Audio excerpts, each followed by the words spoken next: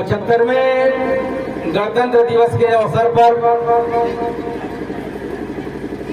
आज हम लोग तिरंगा झंडा फहरा रहे हैं और इस अवसर पर हमारे बीच उपस्थित हैं विद्यालय प्रबंधन समिति के अध्यक्ष राम सागर यादव जी, पूर्व ग्राम शिक्षा समिति के अध्यक्ष सुरेंद्र प्रसाद जी, पूर्व विद्यालय प्रबंधन समिति के अध्यक्ष कपिल प्रसाद जी,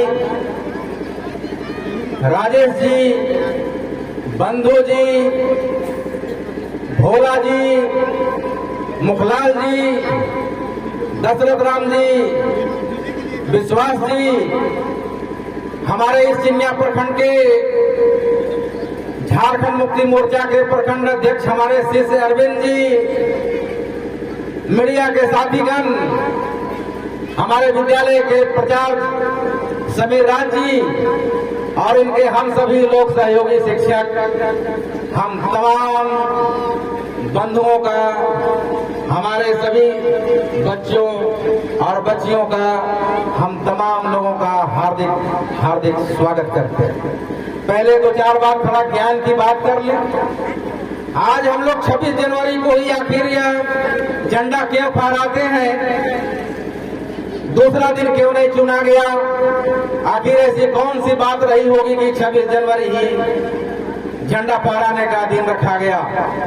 सबों को मालूम है कि 15 अगस्त 1947 को हमारा देश आजाद हुआ और उसके बाद अंग्रेजों ने कहा कि जब आप अपना संविधान बना लीजिएगा और अपने देश को चलाने लायक हो जाइएगा, तब हम पूर्ण रूप से आपको आजादी दे देंगे।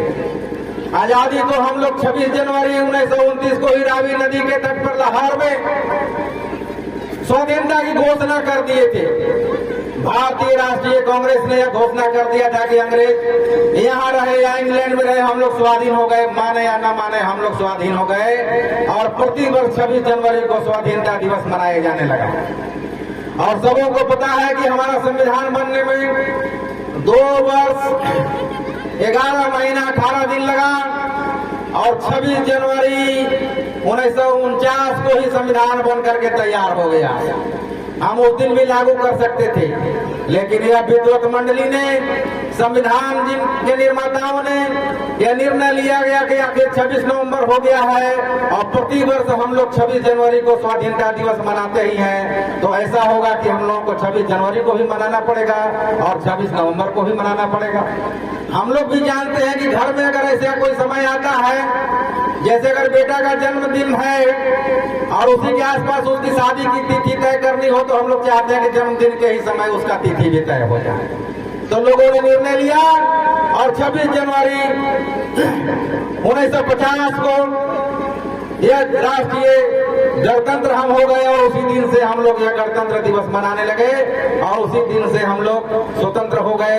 चुनाव भी हुआ, लेकिन 1950 के बाद 1952 में, मैंने 47 से लेकर 5 साल तक हम लोगों को सरकार, अंतरिम सरकार रही और 1952 में पहली सरकार का गठन हुआ और उस दिन से हम लोग पूर्ण रूप से स्वतंत्र हो गए। और आज हम लोग प्रति वर्ष इस 26 जनवरी को गणतंत्र दिवस को याद करते हैं।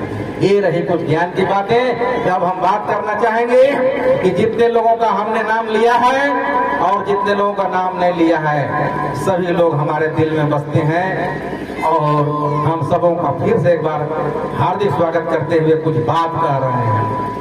इसी विद्यालय का विकास जो है 3 बातों पर निर्भर करता है। एक समाज, दूसरा विद्यालय के शिक्षक और तीसरा सरकार। तो आप सभी लोग देख रहे हैं कि सरकार अपने तरफ से सारी सुविधाएं हमारे विद्यालय को दे करके अपना जान छुड़ा रही है।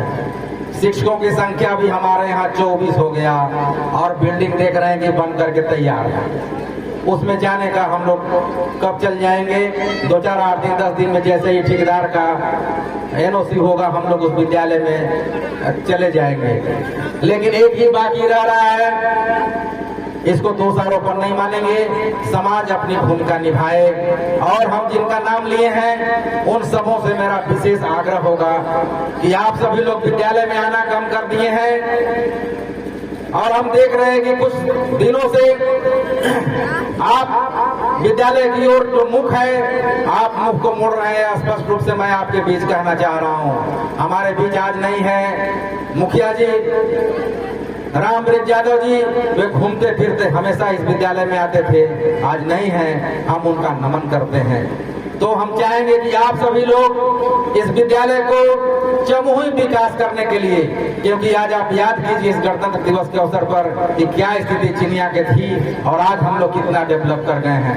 1998 में जब हम आए थे तो इसी चिनिया प्रखंड में, इसी चिनिया का जब हम पहला ग्राम शिक्षा समिति बनाए थे, उस समय मैट्रिक पास भी लड़कियां यहाँ नहीं मिल रही थी। और एक बात आपको याद करा दें कि पूरे हिंदुस्तान में उस समय चिनिया का साक्षरता जो है, और उस खास करके महिलाओं के साक्षरता जो है सबसे कम था, लाल रंग के कलर में आता था कि चिनिया की साक्षरता जो है इतना कम कि मात्र 11% जनसंख्या यहाँ की शिक्षित थी। आज हम लोग डेवलप किए हैं और एक प्राइमरी स्कूल से होकर के यह विद्यालय जो है आज +2 हो गया।